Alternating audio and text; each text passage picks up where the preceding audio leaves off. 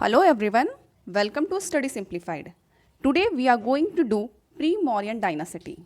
So last lecture में हम लोगों ने किया था महाजनपद एंड उसमें हम लोगों ने देखा था कि जो मगध है वो as a supreme power emerge हुआ, ठीक है। एंड फिर बाद में मगध ग्रो करके मौर्य एम्पायर बना, बट इस बीच कई छोटे छोटे रूलर्स आए जिन्होंने मगध को एक्सपैंड किया। तो आज हम देखने वाले हैं कि मौर्यन डायनासिटी के पहले कौन कौन से डायनासिटीज आए। चलिए स्टार्ट करते हैं। So the first dynasty was Haryanka dynasty, ठीक है। हरियांका डायनासिटी के फाउंडर थे Bimbisara. Bimbisara was the founder of Haryanka dynasty. तो ये आप याद रखिएगा, मैं जो भी डायनासिटीज़ बताऊंगी उसके आपको फाउंडर याद रखना है, ठीक है, और कैपिटल सिटी कौन सी थी वो आपको याद रखना है। चलिए, so Magadha came into prominence under leadership of Bimbisara, ठीक है। Gautam Buddha was contemporary of Bimbisara. Gautam Buddha के बारे में हम लोग बाद में पढ़ेंगे जब हम लोग बुद्धिज़्म का चैप्टर करेंगे, ठीक है। अब देखिए, बिम्बिसारा के टाइम में कैपिटल हुआ करता था राजगिर। ये याद रखिएगा, एग्जाम में कई बार पूछा गया है। तो इस तरह से जो मगध का फर्स्ट कैपिटल था वो क्या हुआ, राजगिर हुआ।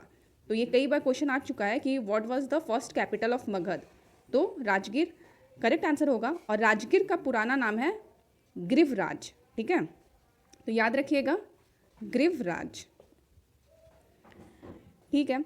अब देखो, बिम्बिसारा जब थे तो राजगिर उनका कैपिटल था, बट उन्होंने अपना किंगडम एक्सपैंड किया। तो वो कैसे एक्सपैंड किए? बेसिकली वो वायलेंस में बिलीव नहीं रखते थे, उन्होंने मैरिज अलायंस के थ्रू अपना किंगडम एक्सपैंड किया। देखो, उन्होंने 3 रानियां से शादी की। एक थी प्रिंसेस ऑफ कोशला, दूसरी प्रिंसेस ऑफ लिच्चावी एंड जो तीसरी थी वो थी प्रिंसेस ऑफ माद्रा। तो इस तरह से पहले के टाइम में क्या होता था कि जो भी किंग जिस भी रानी से शादी करता था तो वहाँ के जो किंग होते थे एज अ डाउरी कुछ पार्ट अपने रीजन का दे देते थे। जैसे कि देखो, जब उसने कोशला की रानी से शादी किया था, किंग ऑफ कोशला कौन थे, मैंने आपको लास्ट लेक्चर में बताया था, प्रसेनजित, ठीक है। उनकी जो बहन थी उससे बिम्बिसारा ने शादी की। तो उस टाइम क्या हुआ, प्रसेनजित ने as a part of dowry Kashi का कुछ पार्ट, ठीक है, वो बिम्बिसारा को दे दिया। तो इस तरह से बिम्बिसारा ने अपना रीजन एक्सपैंड किया, ठीक है। फिर बिम्बिसारा के बाद आता है अजातशत्रु, जो कि बिम्बिसारा के पुत्र थे। अब बिम्बिसारा को अजातशत्रु ने मार के थॉर्न को कैप्चर किया, ठीक है। तो ये आप याद रखिएगा, Bimbisara was succeeded by his son Ajatashatru. Ajatashatru killed his father and seized the throne. तो ये आपको याद रखना है, ये कई बार एग्जाम में पूछा गया है, ठीक है। अजातशत्रु के बाद आपको एक चीज़ और याद रखना है कि अजातशत्रु के टाइम में फर्स्ट बुद्धिस्ट काउंसिल हुआ था, ठीक है। तो बुद्धिस्ट काउंसिल के बारे में डिटेल्स में मैं बुद्धिज़्म में बताऊंगी आपको, बट जो भी इंपॉर्टेंट पॉइंट्स है वो आप नोट डाउन करते जाइए, ठीक है। और कहाँ पे हुआ था ये, तो राजगिर में हुआ था, ठीक है। अजातशत्रु के टाइम में फर्स्ट बुद्धिस्ट काउंसिल हुआ राजगिर में, ठीक है। इसके बाद नेक्स्ट रूलर आ जाता है उदयन।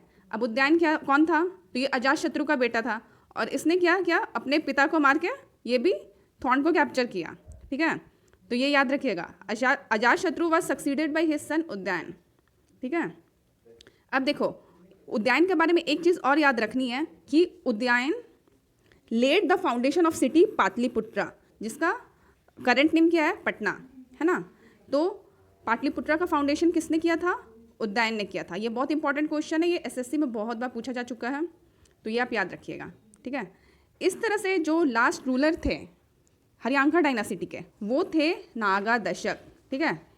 ही was the last ruler of Haryanka dynasty, ठीक है। इसके बाद नेक्स्ट डायनासिटी स्टार्ट होती है जिसका नाम है शिशुनागा डायनासिटी। अब देखो ये कैसे हुआ, तो Naga Dashak was unworthy to rule, so the people got disgust and elected Shishunaga as the king, ठीक है। तो इस हिसाब से शिशुनागा डायनासिटी का स्टार्ट हुआ। इसमें 2 रूलर के नाम आपको याद रखना है, एक तो शिशुनागा एंड दूसरा काल अशोका, ठीक है। तो काल अशोका के टाइम में सेकंड बुद्धिस्ट काउंसिल हुआ, ठीक है।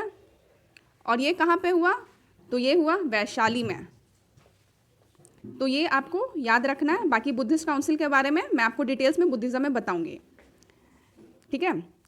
उसके बाद ये देखो, Shishunaga was succeeded by Kalashoka. His reign is important because he convened the second Buddhist council in Vaishali. ये एग्जाम में कई बार पूछा गया, तो आप इसको मार्क डाउन करते जाइएगा। नेक्स्ट डायनासिटी आ जाता है नंदा डायनासिटी, ठीक है। अब नंदा डायनासिटी इंपॉर्टेंट क्यों है?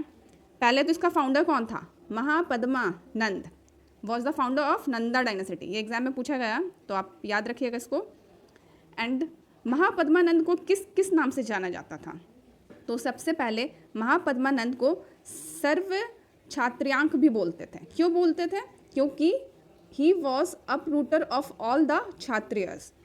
अब देखो, पहले के टाइम में क्या होता था, जो क्षेत्रीय लोग होते थे ना, वो लोग बेसिकली रूल करते थे, एडमिनिस्टर वही करते थे। बट महापद्मानंद पहला वो इंसान था जो क्षेत्रीय कास्ट से बिलोंग ना करके एक सिंपल था, लो कास्ट से था, और उसने जितने भी क्षेत्रीय थे उन सबको हराकर राजगद्दी हासिल किया था, ठीक है। तो इस तरीके से उनको क्या क्या नाम दिया गया? उग्रसेना। क्यों? क्योंकि he was owner of huge army, ठीक है। तो ऐसे कई बार क्वेश्चन आता है कि उग्रसेना किसको कहा जाता था। 4 ऑप्शन आ जाएगा, जिसमें से आपको महापद्मानंद करेक्ट करके आना है, ठीक है। तो देखो, द पुरानास कॉल्ड महापद्मा एकरथ। यहाँ पे हम लोग को एविडेंस भी मिलता है कि पुरानास में महापद्मानंद को एकरथ बोला गया है। एकरथ मतलब क्या होता है? द सोल मोनार्क, मतलब सिंगल रूलर, ठीक है। इस तरीके से आगे आते हैं। तो महापद्मानंद के 8 बेटे थे, जिसमें से धनानंद जो लास्ट पुत्र था उनका, ठीक है, सबसे छोटा वाला, उसने आगे सक्सीड किया। तो देखो, धनानंद के बारे में एक बात बहुत याद रखने वाली क्या है कि उनका ग्रीक नेम क्या था? तो एग्रमीज एंड्रमेज। ये कई बार एग्जाम में पूछा गया है। ये ग्रीक वर्ड है, क्योंकि वो बहुत ज़्यादा पावरफुल होते थे, उनके पास बहुत ह्यूज आर्मी हुआ करती थी, तो ये नाम उनको दिया गया था। तो ये आप याद रखिएगा। बाकी एक और इम्पॉर्टेंट पॉइंट है, जो कि अलेक्जेंडर, आप जानते होंगे, है ना। तो अलेक्जेंडर का इन्वेशन धनानंद के टाइम में ही हुआ था, इन 326 BC। तो ये याद रखने वाली बात है, ठीक है। अब देखो, अलेक्जेंडर जो है वो यूरोप साइड से आए थे, है ना। इंडिया आ रहे थे वो यूरोप साइड से, ठीक है। तो क्या होता है कि कश्मीर पे, ठीक है, कश्मीर के किंग उस समय होते थे पोरस। तो जैसे वो कश्मीर के पास आए, तो वहाँ के किंग थे पोरस। तो वहाँ पे एक बैटल हुआ जो बहुत फेमस है और एग्जाम में कई बार पूछा जा चुका है, बैटल ऑफ हिडास्प।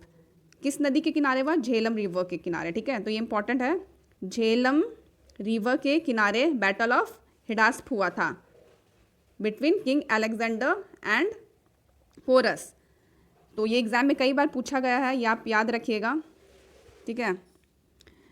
तो इसमें क्या होता है कि जो पोरस होते हैं ना, वो हार जाते हैं, बट वो इतना ब्रेवली युद्ध करते हैं कि जो अलेक्जेंडर होता है वो बहुत ज़्यादा खुश हो जाता है, और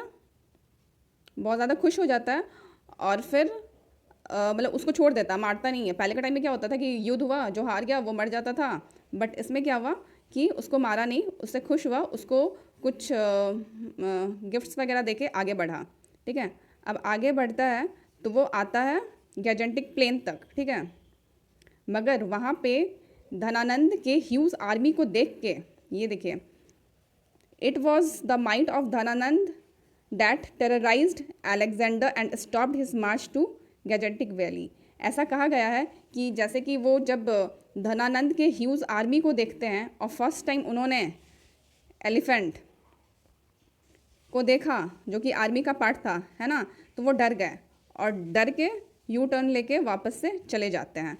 बट इस बीच में वो अपने गवर्नर को पाकिस्तान के प्रोविंस में छोड़ जाते हैं, और उनका जो गवर्नर होता है उसका नाम होता है सेल्यूलस निकेटर, ठीक है। उसको बालूचिस्तान के पास छोड़ जाते हैं, ठीक है। और इस तरीके से जो अलेक्जेंडर का इन्वेशन है, ये भी कई बार एग्जाम में पूछा गया है, तो ये आपको याद रखना है, ठीक है। अब इस तरीके से जब लास्ट में आते हैं हम, तो देखते हैं कि Nanda dynasty came to an end about 322 to 321 BC, ठीक है। और कैसे इसका एंड हुआ? तो इस डायनासिटी को ओवरथ्रो किया मौर्यास, ठीक है। मौर्यास, और उसमें भी कौन? तो चंद्रगुप्त मौर्य, वो ओवरथ्रो किए नंदा डायनासिटी को और मौर्य एम्पायर बिल्ड किया। और ये चैप्टर हम आने वाले क्लास में देखेंगे, ठीक है। यहाँ पे देखिए मैं आपके लिए मैप लाई हूँ ताकि आपको थोड़ा समझ में आए। ये जो रेड कलर का देख रहे हैं आप, ये राजगीर है। ये इतना सा था, ठीक है, मगध का कैपिटल इतना सा था। कब? जब ये जनपद उभर के सुपर पावर बना था, ठीक है। जब हरियांका डायनासिटी आया तो ये एक्सपैंड करके इतना सा हुआ। कैसे एक्सपैंड किया? थ्रू मैरिज अलायंस, जो बिंदुसार था वो एक्सपैंड करवाया, ठीक है। और ये जब और एक्सपैंड हुआ सिसुनंगा डायनासिटी के टाइम में, तो ये इतना पूरा एक्सपैंड हो गया। ये पूरा जो पार्ट है ये शिशुनंगा डायनासिटी के टाइम में एक्सपैंड हो गया, ठीक है।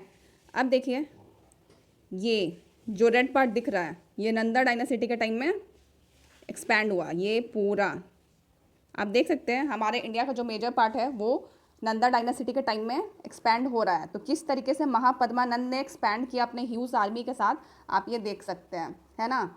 और इसमें आपको मैंने बताया है कि जो अलेक्जेंडर का इन्वेशन है ये कई बार एग्जाम में पूछा गया है, तो इसको आपको याद रखना है, ठीक है। चलिए, तो चैप्टर का यहाँ पे एंड होता है। नेक्स्ट हम लोग चंद्रगुप्त मौर्य का मौर्य डायनासिटी देखेंगे। इस वीडियो में इतना ही, ठीक है। मिलते हैं नेक्स्ट वीडियो में। If you want to recommend anything, please do it in comment box. I hope you enjoyed watching this video. Thank you and have a nice day.